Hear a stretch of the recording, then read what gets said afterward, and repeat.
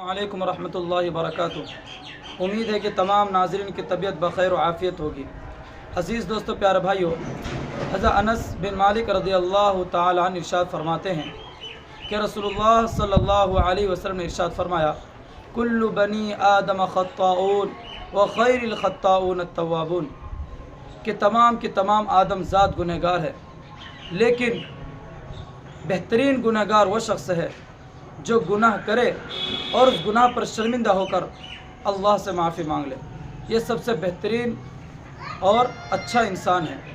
अज़ीज़ दोस्तों, अगर गुनाह हो जाए तो कोई बात नहीं, अल्लाह रब्बुल इज़्ज़त माफ़ कर देगा, लेकिन शर्त है कि हम अल्लाह के सामने आजिज़ी करें, अल्लाह के सामने सच्ची पक्की तौबा करें।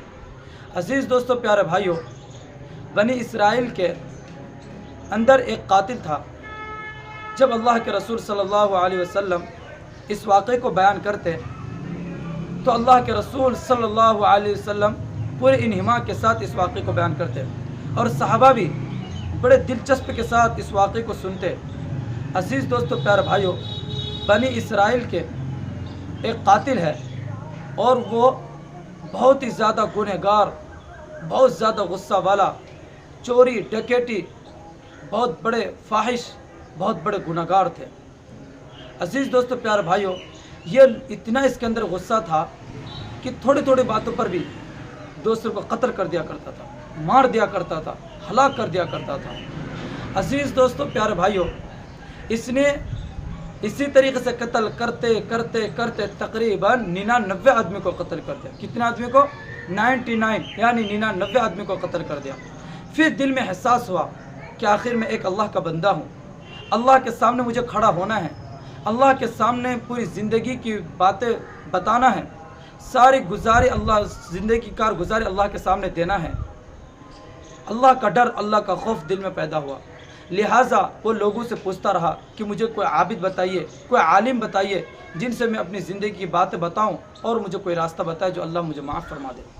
लिहाजा लोगों ने बताया कि फ़लाँ जगह एक आबिद है, तुम वहाँ जाओ और वह तुम्हें कोई रास्ता ज़रूर बताएगा।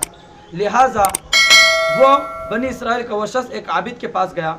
चूँकि आबिद इबादत गुजार होता है, वो इल्म से दूर रहता है, इल्म सीखने वाला नहीं, वो उसके पास इतना इल्म नहीं होता है। उसने कयास करते हुए कि जिसने 99 आदमी को कत्ल कर दिया, अल्लाह उसे कैसे माफ़ कर सकता है। उसने उसे मना कर दिया कि अल्लाह के यहाँ तुम्हारी मग़फ़िरत का कोई रास्ता नहीं, अल्लाह तुम्हें माफ़ नहीं करेगा। उसे बहुत गुस्सा आया। उसने कहा चलो फिर ठीक है, मैं तेरा भी काम तमाम करके 100 पूरा कर देता हूँ। तो उस बनी इसराइल शख्स ने 100 आदमी को कत्ल कर दिया, लेकिन दिल में एक उमंग थी, दिल में बात बार बार खटक रही थी कि अल्लाह ज़रूर मुझे माफ़ फरमाएगा, लेकिन मुझे कोई बताने वाला हो। वो लोगों से फिर दोबारा पूछना शुरू कर दिया कि मुझे कोई बताए, कोई बड़े आलिम बताए जो दुनिया का सबसे बड़ा आलिम हो, ताकि मैं उनसे अपनी ज़िंदगी की कारगुजारी बयान करूँ, वो मुझे कोई रास्ता बताए जिससे मुझे अल्लाह माफ़ कर दे। अज़ीज़ दोस्तों, प्यारे भाइयों, बहुत दिन के बाद एक आलिम से उनकी मुलाकात हुई और उस आलिम ने बताया कि तुम्हारे लिए रास्ता तो है, लेकिन फलां जगह जाओ, वहाँ अल्लाह के नेक बंदे अल्लाह की इबादत करते हैं, वहाँ जाकर तुम उनके साथ बैठकर अल्लाह से इस्तग़फ़ार करो, अपने तौबा पर, अपने गुनाह पर शर्मिंदा हो जाओ, अल्लाह तुम्हारे तौबा कबूल फरमा लेगा। अज़ीज़ दोस्तों, प्यारे भाइयों, यह शख्स इस आलिम के बताए हुए तरीक़े पर और जहाँ जाने के लिए कहा वहाँ जाने के लिए उसने इरादा कर लिया। लिहाजा चलते चलते चलते बीच में, जहाँ अभी पहुँचा नहीं था कि बीच में मलकुल मौत आ गए और उसकी मौत हो गई। अज़ीज़ दोस्तों, प्यारे भाइयों, अब क्या हुआ? अब 2 किस्म के फ़रिश्ते आए, रहमत के भी फ़रिश्ते आए और मासियत के भी फ़रिश्ते आए। रहमत के फ़रिश्ते ये कहते हैं कि ये अल्लाह से तौबा करने के लिए जा रहा है और इसके दिल में सच्ची पक्की तौबा की उमंग है, लिहाजा अल्लाह इसकी मग़फ़िरत कर देगा, मैं इसे जन्नत की तरफ ले जा रहा हूँ।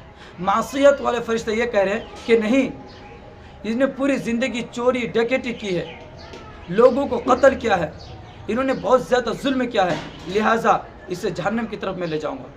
इतने में अल्लाह के रसूल सल्लल्लाहु अलैहि वसल्लम इरशाद फरमाते हैं कि उस वक्त एक फ़रिश्ता आया और वो फ़रिश्ता हज़रत जिब्रील अलैहिस्सलाम है। वो आए और दोनों के दरमियान फ़ैसला किया कि तुम लोग झगड़ो नहीं, बेहतर यह है कि मैं आप लोग के दरमियान फ़ैसला करता हूँ। फ़ैसला ये करता हूँ कि देखो कि जहाँ से निकला था इस जगह तक, घर से लेकर के यहाँ तक कितनी दूरी है। अगर ये दूरी ज़्यादा है तो ये रहमत वाले फरिश्ते ले जाएंगे, और अगर जहाँ ये जा रहा है अगर वो रास्ता कम है तो रहमत वाले फरिश्ते ले जाएंगे, और अगर ये ज़्यादा रास्ता और वो कम है, यानी मासियत वाला रास्ता जहाँ से वो निकला था ये कम है और अभी रहमत जहाँ नेक लोगों के पास जाना वो दूर है, तो अब ये मासियत वाले फरिश्ते से ले जाएंगे। लिहाजा पैमाइश की गई।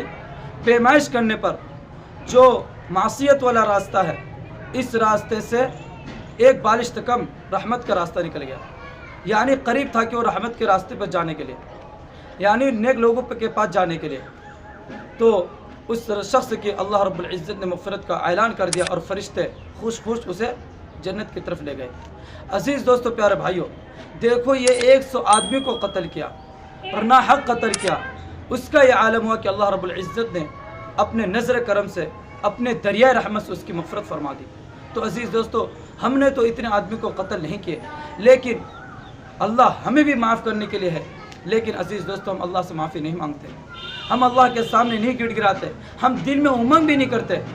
एक दिल में तड़प होती है कि हम अल्लाह से तौबा करें, लेकिन दिल में ये बात भी नहीं आती। अजीज़ दोस्तों, हम कितने कोसों दूर चले गए। और इस शख्स ने, बनी इसराइल का ये शख्स, सिर्फ दिल में इरादा ही तो क्या था कि मैं वहाँ जाऊँगा, अल्लाह से माफ़ी मांगूंगा, नेक लोगों की सोबत इख्तियार करूँगा। अल्लाह ने देखो माफ़ कर दिया।